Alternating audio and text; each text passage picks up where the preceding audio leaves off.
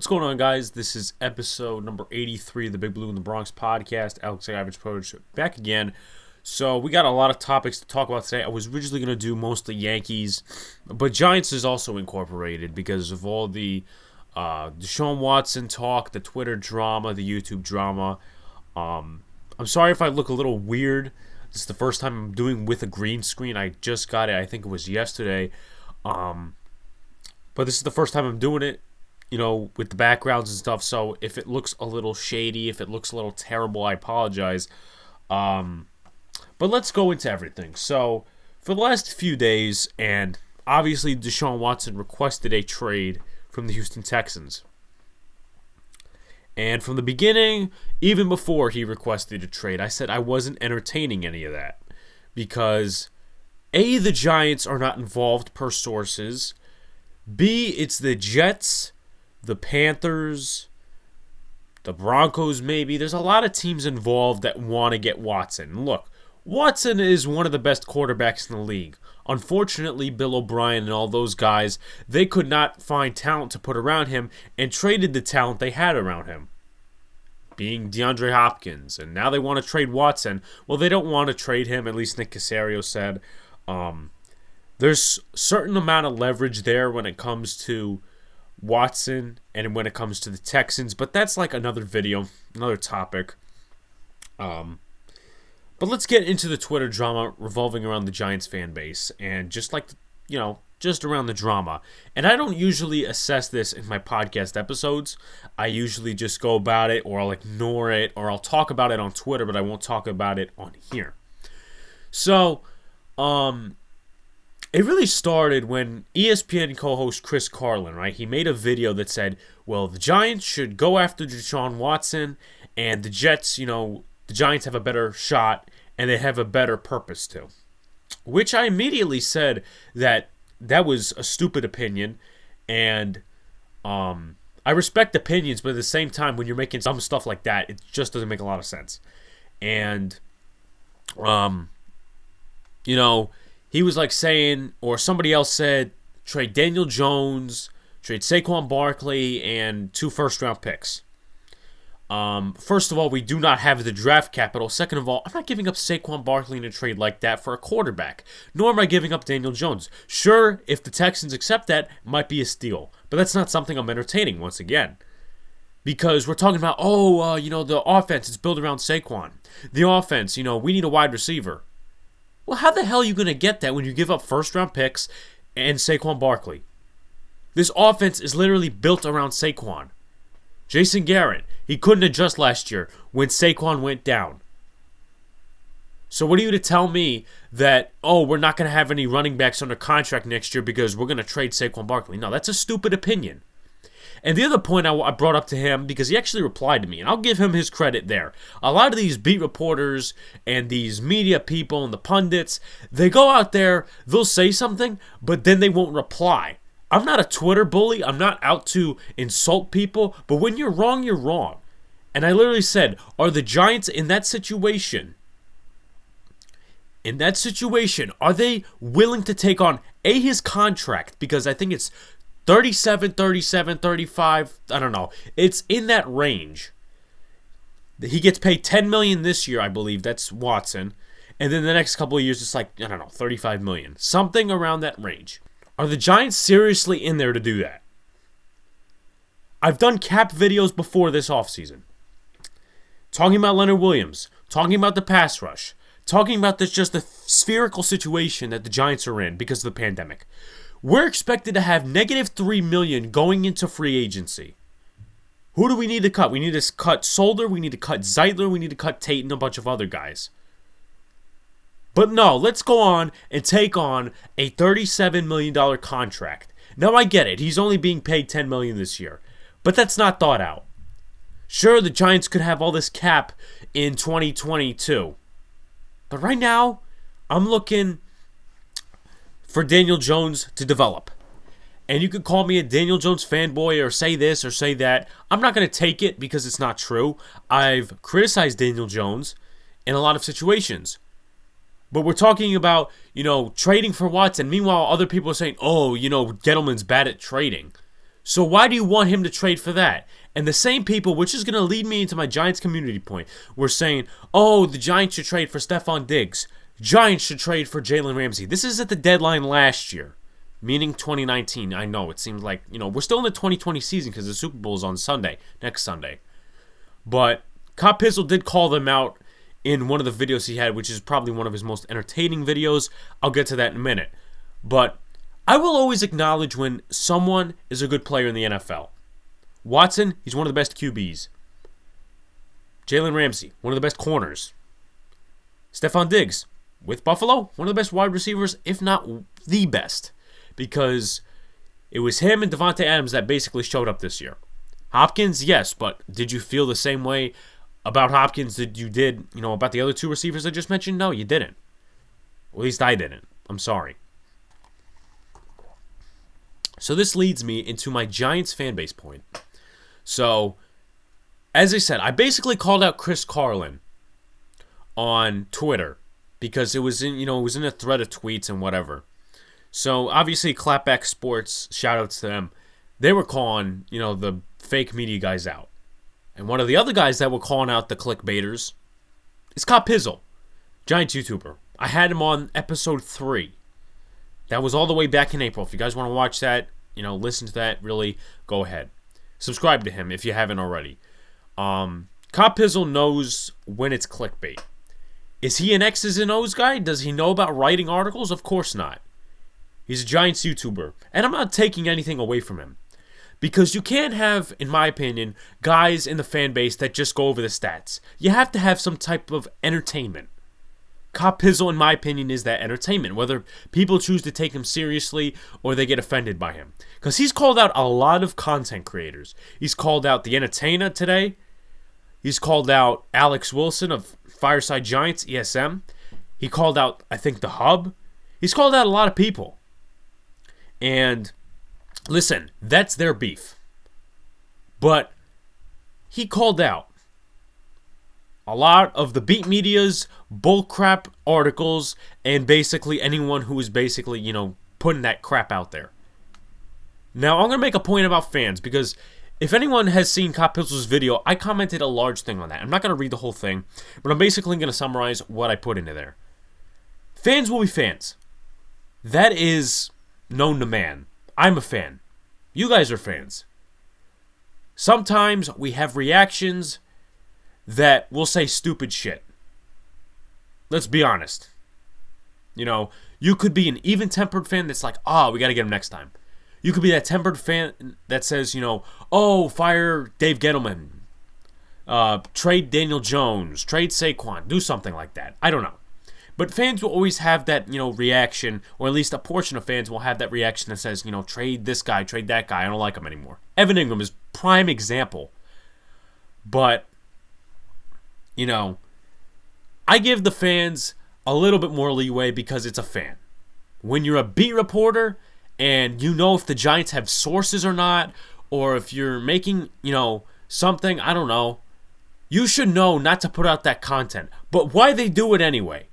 For clicks, because they don't care about a fan's opinion. And you could say, they respond to questions. You know what? That gets them clicks and tweets. I'm sorry. Okay? There's more to clickbait than people see. There's something called creativity that a lot of beat reporters don't know about.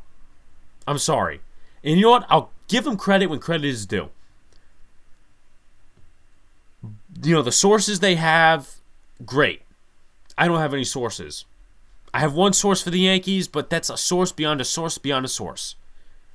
And that source, who I used to work with, he's not very, he keeps things to himself. He doesn't tell anybody. And I have my own personal beefs with him. But that's another point to make. Going back to the clickbait and stuff. And where does the fans meet with the beat reporters? Obviously, fans like to comment to them and say, basically vent to them after games and stuff. The beat reporters on Twitter, mostly that's where they're active, will say, their opinions or whatnot. But then they'll write the stupid articles. That's where fans get sopped up in those articles. If they were actually informative and, entertaining or something, knowledgeable, I get it. But it's all clickbait. Let's be honest, everybody. DeShaun Watson, Giants have had no interest in him so far. Everybody and their mother is coming out with a clickbait article about that. It's different. Because the entertainer, he came out with a DeShaun Watson video. He's a Giants content creator, but he said, what teams are interested? What teams are interested? What does that mean? The Giants aren't interested. Because he could have said on his video, what Giants are interested in DeShaun Watson, or he could have said, should the Giants trade for DeShaun Watson? He didn't say that at all.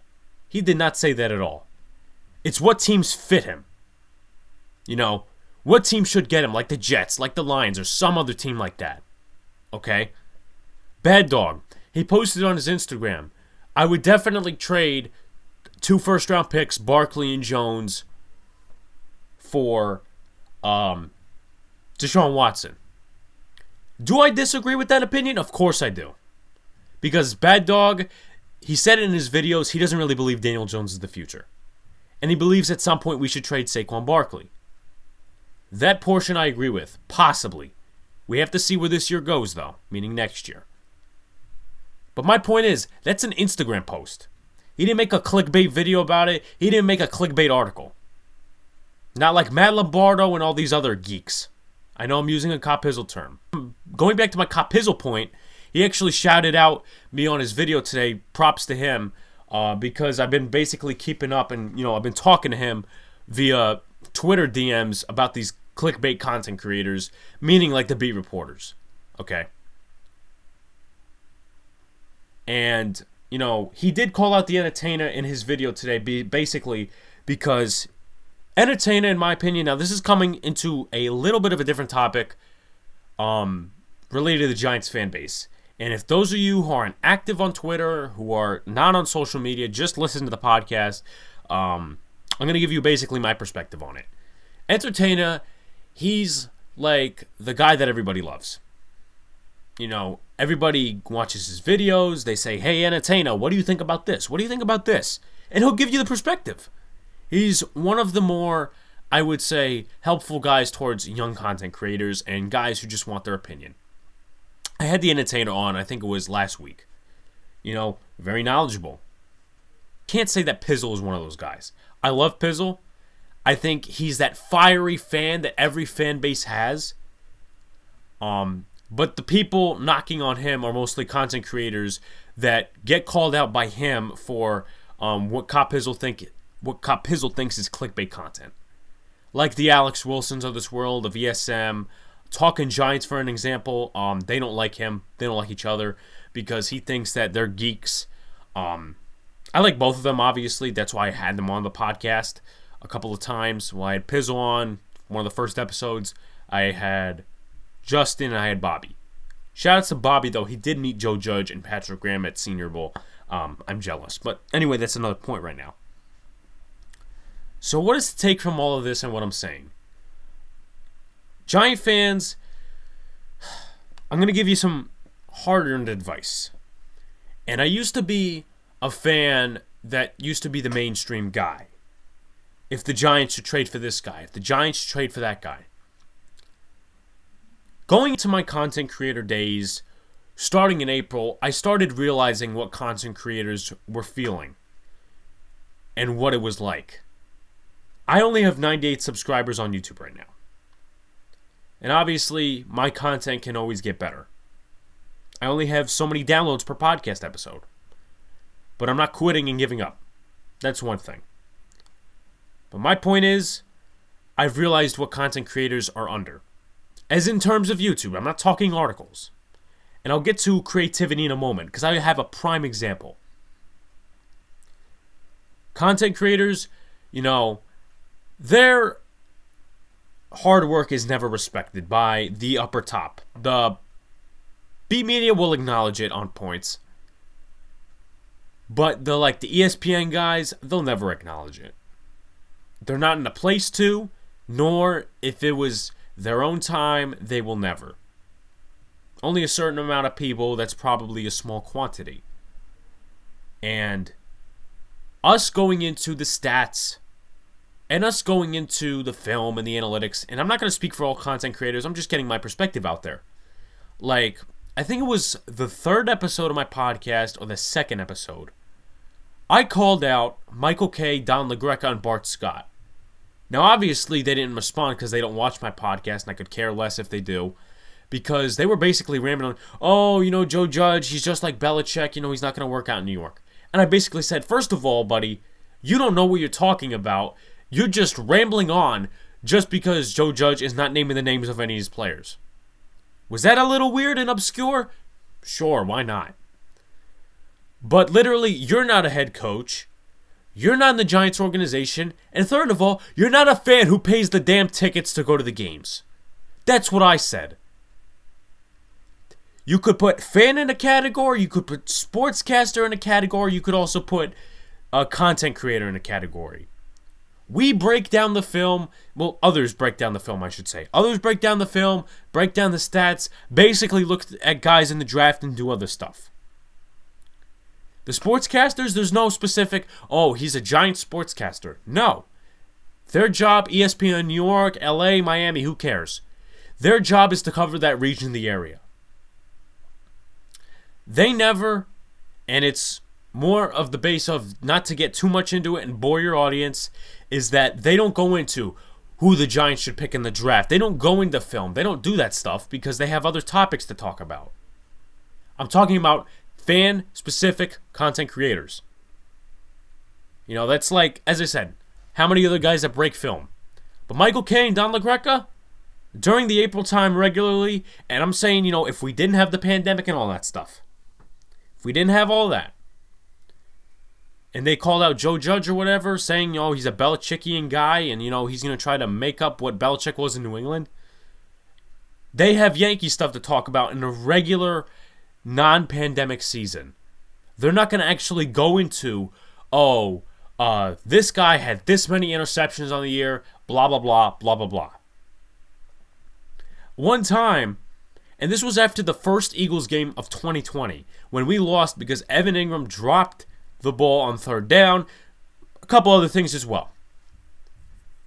And what's his face? Michael K. He was using analytics, but he didn't know how to use them. He said, Andrew Thomas, a guy told me that he has one of the worst pass block win rates in the NFL, and it's at like 45% when the team's average is at like 86. Or at least a tackle's average is at 86. That's supporting a narrative. And the problem I have with that is that he did not use those analytics correctly. Sure, I might bring up analytics sometimes, but I'm not going to sit here and say, this guy had a pass block win rate of this when I don't even know what the hell I'm talking about. Sure, I might not, study and anticipate every link that goes into pass block win rate. But that just shows you, the media covers the headlines. They don't cover analytics, stats, and film. They don't do that.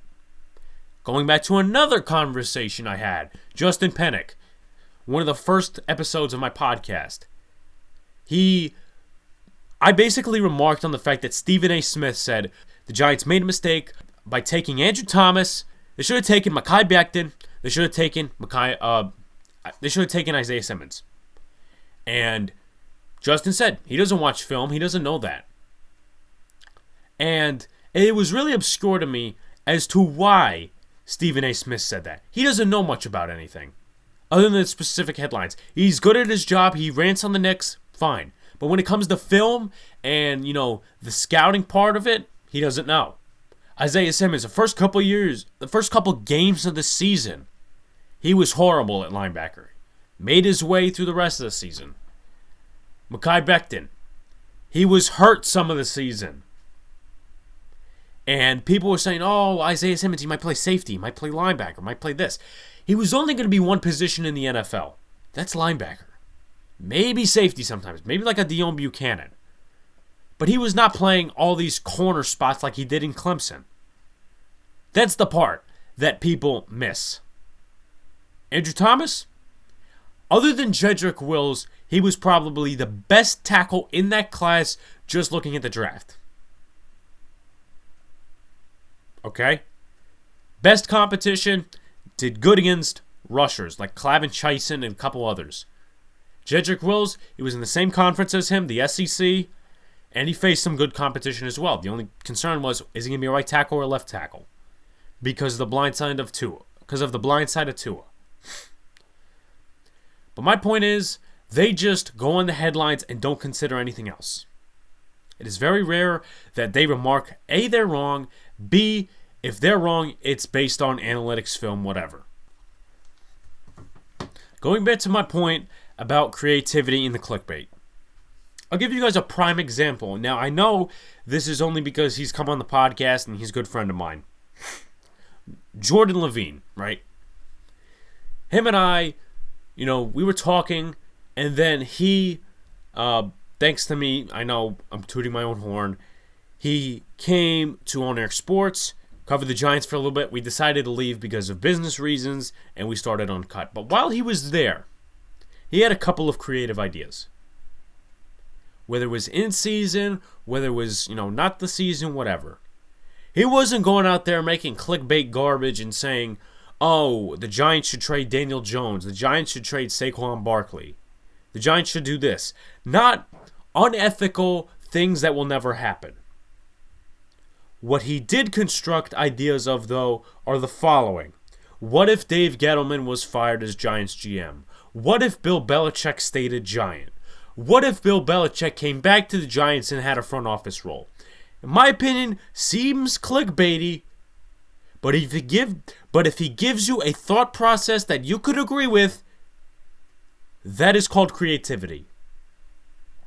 Not some bull dinky article about the Giants trading for DeShaun Watson and why they should, even though there is no connection between him and the Giants. Everything right now either points him to the Miami Dolphins or the New York Jets. In my opinion, he's going to the New York Jets, as much as I hate it because I have a Jets fan brother. But that's basically my rant on all this stuff.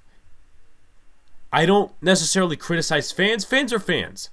To end this. Fans are fans. They'll think what they want. I'm a fan. But when it comes to the media, they basically know what they're doing and say, hey, let's throw out a clickbait article, and they'll come running after it just to see what we think. Sooner the fans will wake up, sooner the frauds notice that the fans are waking up and going to YouTube.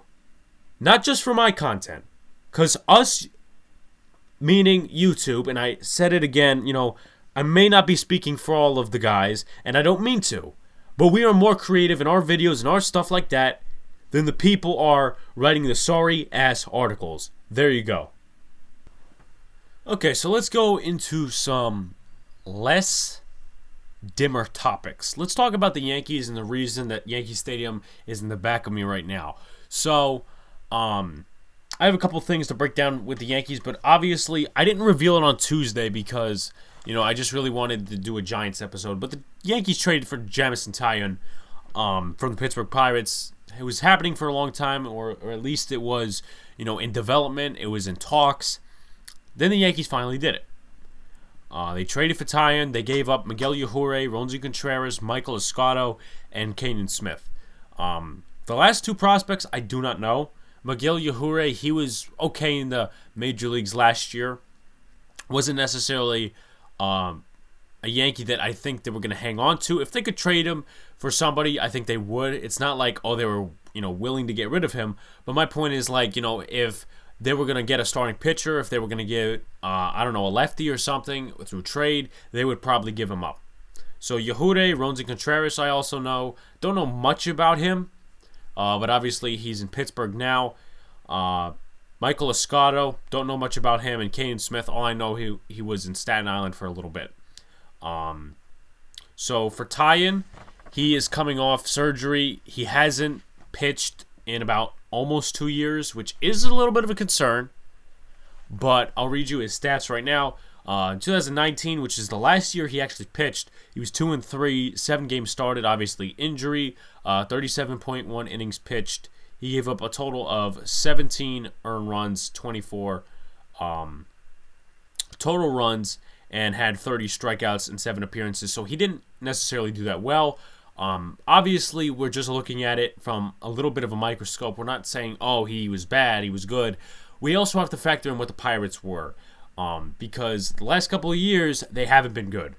Hence, why have they been trading Garrett Cole? Why have they been trading Joe Musgrove? Why have they been trading all these guys just to get younger guys? They're rebuilding. They've been rebuilding for years, and unfortunately in the MLB, that's kind of what you have to do when you're with no salary cap. You can't just go out in free agency and get this guy and this guy and this guy. No, there's a salary threshold, but not necessarily to the extent of a salary cap like the NFL has. So the year before, though, he went 14-10 with a 3.20 ERA. So it's kind of been mixed results with him. But he's had an over 500 win-loss percentage other than 2019. Obviously, as I said, limited opportunities for him pitching, only 7 starts with the injury.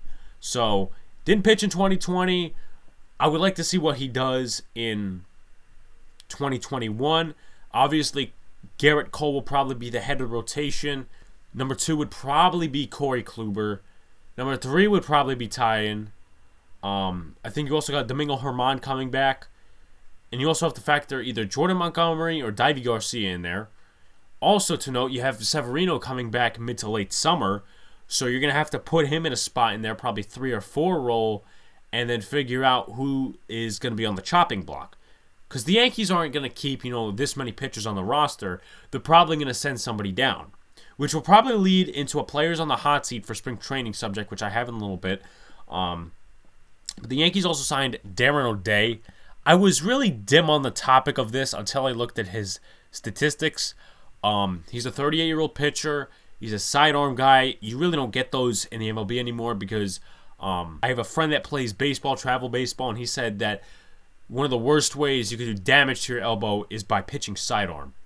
And Darren O'Day is probably one of the few pitchers left in baseball, if not the only one, other than Mykal Givens, that is a sidearm pitcher. So last year for the Braves, he had, let's see how many appearances. He had 19 appearances, 4-0, 1.10 ERA. The year before, had a 1.69 ERA in 8 games. Obviously didn't, do a lot in a full season. I think he was injured. But when he was with the Orioles, he went through a lot of struggles, at least towards the end of his Oriole tenure. Then I think Atlanta signed him, and then obviously now he's with the Yankees. So if this gives us bullpen help, sure, why not? Let's do it. Also, another thing to note before I get into Tanaka, the Yankees traded Adam Ottavino to the Red Sox for a player to be named later or cash considerations. This wasn't much of a surprise. A source, as I was talking before, told me, the Yankees are going to trade Ottavino to the Red Sox. I said, are you crazy? I think some things are more real than what you just said. So, and then hours later comes out, Yankees trade Ottavino to the Red Sox, which is really stingy in a way, and I think they obviously wanted to, throw him off the roster, the $9 million. They were a little bit worried about the salary threshold and the luxury tax and whatever. But they tossed him to the rival. And if we can all remember, Ottavino, A, was a Yankee fan growing up. And B, he still lives in New York. He lives in Park Slope, Brooklyn. Probably about 40 minutes away from me, I would say, I think. I mean, by train it's probably shorter. But he's a homegrown Yankee fan, and you're trading him to the Red Sox. That can't have a good feeling. I mean, I know business is business, but, trading him to the Red Sox. Those two teams hate each other. So, I don't know if Adam Ottavino has, any inside thoughts, But obviously, he thanked the Yankees organization for having him for the 2 years. But I guess it's something that the Yankees needed to do. Masahiro Tanaka is not coming back. I think we knew at some point this was going to happen. He signed, I think, a 1-year deal with the Tohoku Rotten Golden Eagles, or however you pronounce it. I apologize. But we knew that was going to happen. Kluber made it a little less likely when they traded for Taillon. That pretty much came to a closed door. Tanaka had a offer over there. I think it was 5 years, $25 million, something like that. It was something $25 million per year or whatever. And that's where we sort of got the hint and got the figure Masahiro Tanaka's never coming back. And of course, the New York Times Sports wrote, he didn't live up to his contract. Dude, Are we serious right now? That's like the opposite of a clickbait article. It kind of is, but it kind of isn't. Because all of the fan base is like, we miss Tanaka. We wish we could get Tanaka back. And then you have the New York Times, writing an article. He made it to 2 All-Star games, but, he never lived up to the contract. Like, what kind of stupid article are you doing, dude? Whoever invented that article or wrote it should be smacked on the hand or something. I don't know. But that's just, like, not going to get any views. It may get comments saying you're, stupid or whatever. But my point is, you're putting the opposite of a clickbait article out. This doesn't make a lot of sense. Anyway, will Brett Gardner be back is another topic I'm going to talk about before we get into our last 2 topics. I don't know if he's going to be back. And for the last 2 to 3 seasons, we've been talking about this. Every single offseason, will Gardner be back on a 1-year deal? Cashman never really said anything today. He met with the media, but he never really said anything in terms of whether he's coming back. He also said he was a great Yankee. So, and this guy is one of the last or few Yankees to be coming up through the system. Because remember, a lot of these guys we signed and trade for. Austin Romine was a Yankee like that. Kyle Higashoka's a Yankee like that. So there's very little homegrown Yankees. Gardner is the last guy from that 2009 championship team, which also contributes to his age and his hitting. So, and obviously, if they bring him back, I would like to give Clint Frazier a shot. None of this, Gardner starting half the games, Frazier starting half the games. Look, if you're signing Gardner to a 1-year deal, that means he's not your future left fielder, obviously. Guys like near 38 years old now, 37, 36. Clint Frazier, he's still young. We traded for him. He's got a good bat, improved defense. Give him the shot in left field. And it's going to be a concern whether Gardner comes back or not, because they still have Mike Tauchman, which is a topic I'll bring up in a little bit. Esteban Florial, they're probably keeping because last year they brought him up temporarily for like injuries or something. He didn't do that well, so his trade stock probably went down. As I said, you have Tauchman, you have Florial, you have Aaron Hicks. Obviously, he'll be starting in center likely.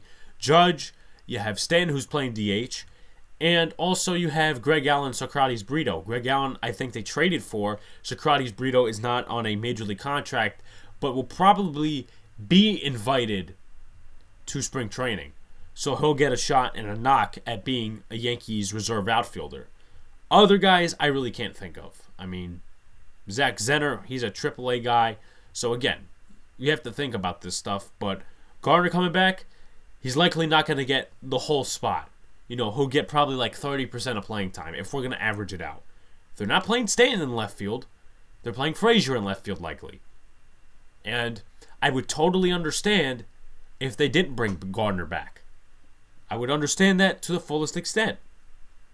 So that's where we are with that situation. So I was looking for topics, and I decided to be unlike beat reporters and get creative. So players are on the hot seat for spring training, and players are also, looking to emerge on the roster. Now, I'm not taking into factor who's on the 40-man, who's on the, who's not on the 40-man, who's a roster invitee for spring training. I'm not really taking that into account. So I'm going to go on players who are on the hot seat going into spring training and throughout spring training. Mike Tauchman's my first one. Mike Tauchman, I'm not going to go into super statistics here because I want to keep it simple. Tauchman, everyone questioned, oh my God, why did we trade a good guy in the minor leagues? And he wasn't a prospect, but he was good in the minor leagues. Why did we trade this guy for Mike Tauchman? He's going to get us to World Series. Like, everybody's being sarcastic like that. And Tauchman actually had a good 2019. I was at the Royals game where Aaron Boone got ejected, and Tauchman also hit a homer. But Tauchman, I think we realized last year, is in 2020, which obviously we came to realize with all the Yankees, is that 2019 wasn't 2020 when it came to depth. What I mean by that is that all the Yankees that got injured and all the Yankees that came up, they didn't do the same thing in 2020. It hit us on the head even harder. The next man up That was 2019. 2020 was the same thing, but the result was very different. And Talkman, in my opinion, showed his true colors. That's why they didn't play him a lot. Tyler Wade. And I do not like Tyler Wade, and, I don't despise him, but it's like, mistakes he makes. And you could look at fielding percentage, you could look at this stat, this stat, this stat, and this stat. It's not going to tell you if a ball passes Tyler Wade by and he doesn't make a play. He's a very below average hitter, and with LeMahieu coming back and Torres playing shortstop, his position is most likely a backup second baseman, backup shortstop, backup outfielder if they even choose to put him there, because I know that he played there in the minor leagues, which we'll also talk about another infielder on the opposite side of things, Miguel Andujar. So Giovanni Urshela, Brian Cashman said today, he's expected to be ready for spring training, which obviously, is where it's at because he's recovering from surgery removing a bone spur. So this is his last shot, and I mean last shot. The trade value has gone down for him.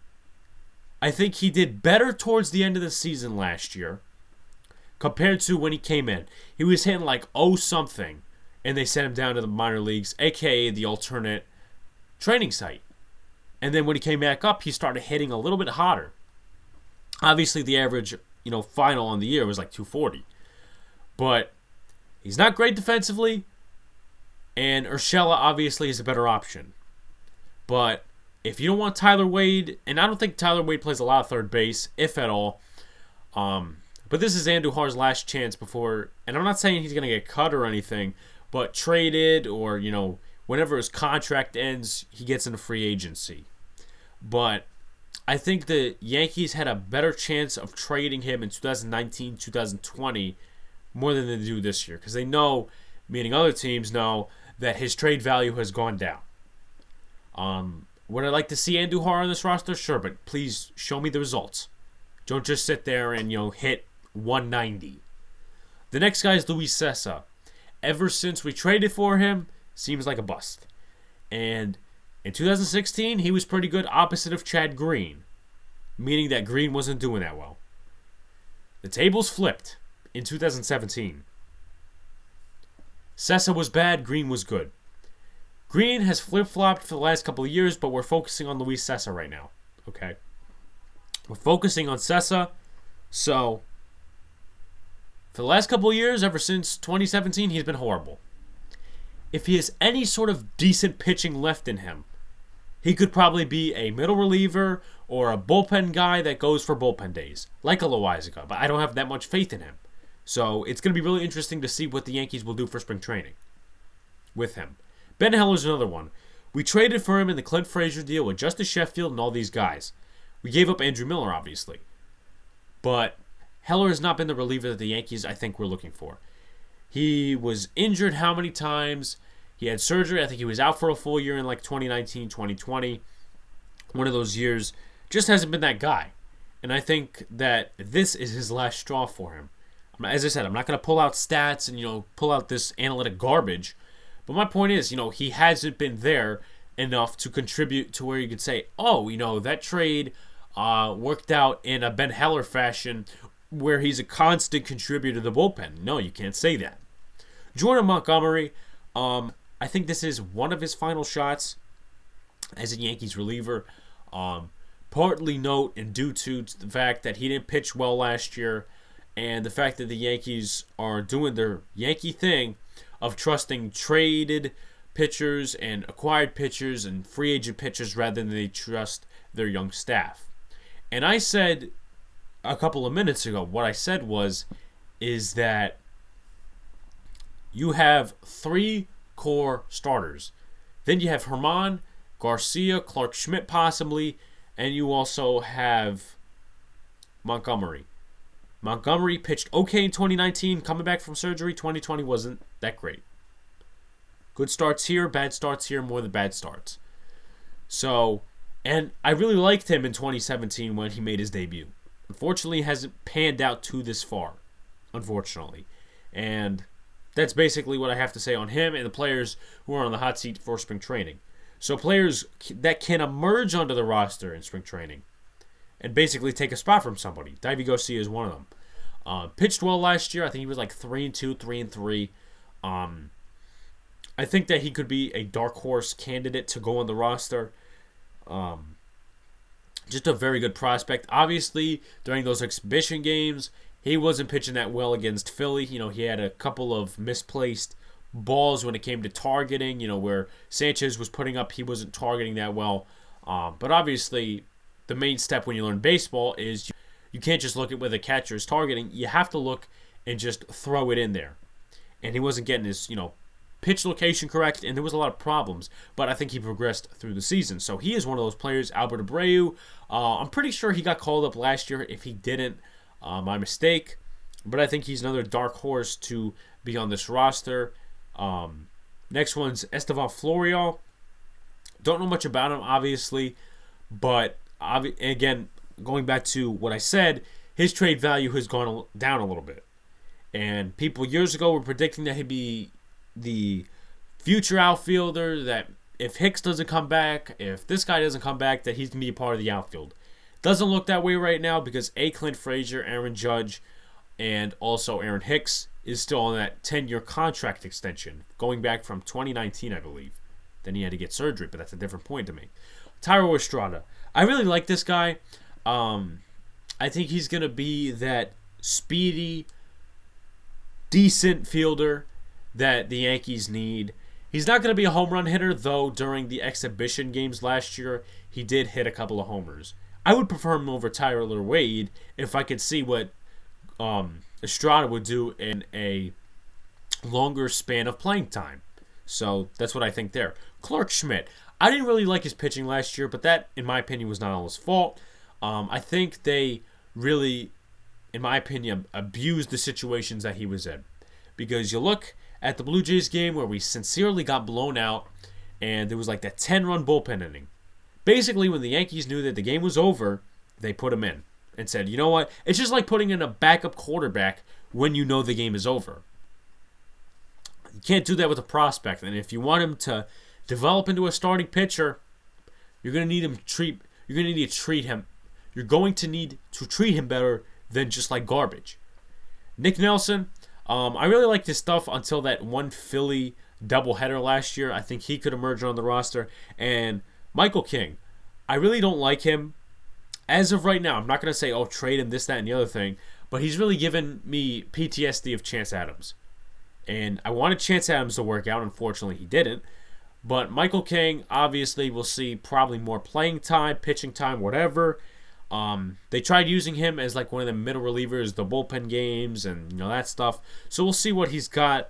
But I'm starting to really think that some of this has to do with Matt Blake's coaching as a pitching coach.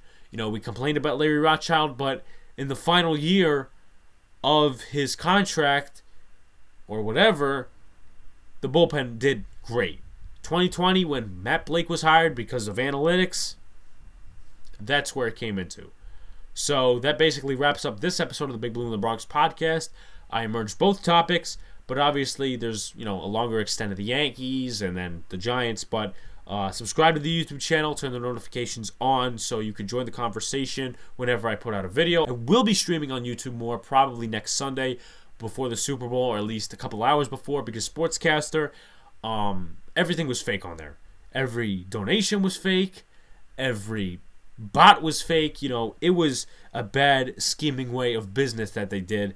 And I would like an explanation. It's not like I got ripped off or anything, but, gives you audience, or it says it does, and it really doesn't. So that's what that is. Definitely follow the Twitter and Instagram accounts at Big Blue in the Bronx. And also go listen to our podcast on the platforms of Spotify, Podbean, and all the other platforms as well. Thank you guys for watching. Thank you guys for listening.